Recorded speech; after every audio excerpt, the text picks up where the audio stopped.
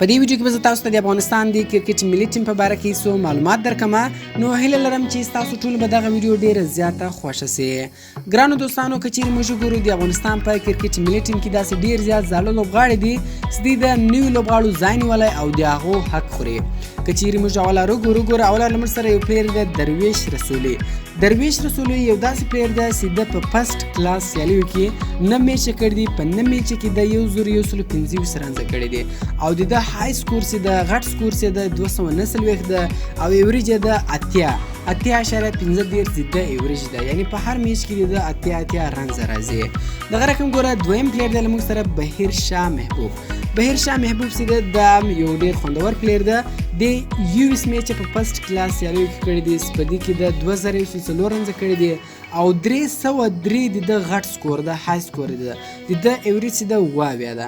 نو ګرانو دوستانو، دغه رقم نورم ګوره درویش رسولي سو، بهیر شاه محبوب سو، دغه رقم رحمان الله ګربز سو، شاهد الله کمال یو ډیر ښایسته لونډر ده، وفادار محمد. نو دا ډیر ښایسته پلیران دي چې په دې باندې افغانستان کرکټ بورډ هیڅ کار نه کوي. که چیرې افغانستان کرکټ بورډ په دې باندې لږ کار وکړي نو انشاءالله د افغانستان یو راتلونکی دا ډیر خوندور پلیران هم دي.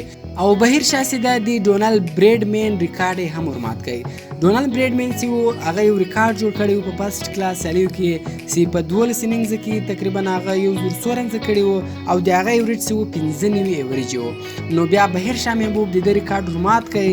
بهیر شاه ټوټل په 12 اننګز کې په 12 میچ کې 20 ایوریج د 190 رنزه د جوړ کړو. نو د دې ډونالد بریډمین ریکارډ ورمات کوي او د پیلاله په فسټ کلاس سیالیو کې په فرست پوزیشن باندې، یعنی په اول نمبر باندې ده.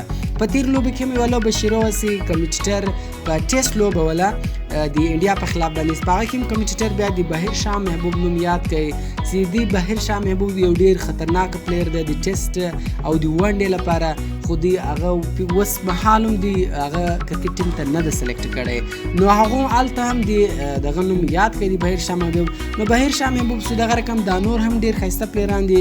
که چیرې افغانستان کرکټ بورډ په دې باندې لږ کار وکړي نو انشاءالله دا به د افغانستان راتلونکی وي، ځکه دا زاړه پلیران چې دا باید اوس په خپله دی ریټایرمنټ واخلي دي، ځکه که چیرې موږ د دې پرفارمنس وګورو نو په زاړه میچو کې د دې هېڅ ریکارډ نشته، نه د خاص پرفارمنس ته.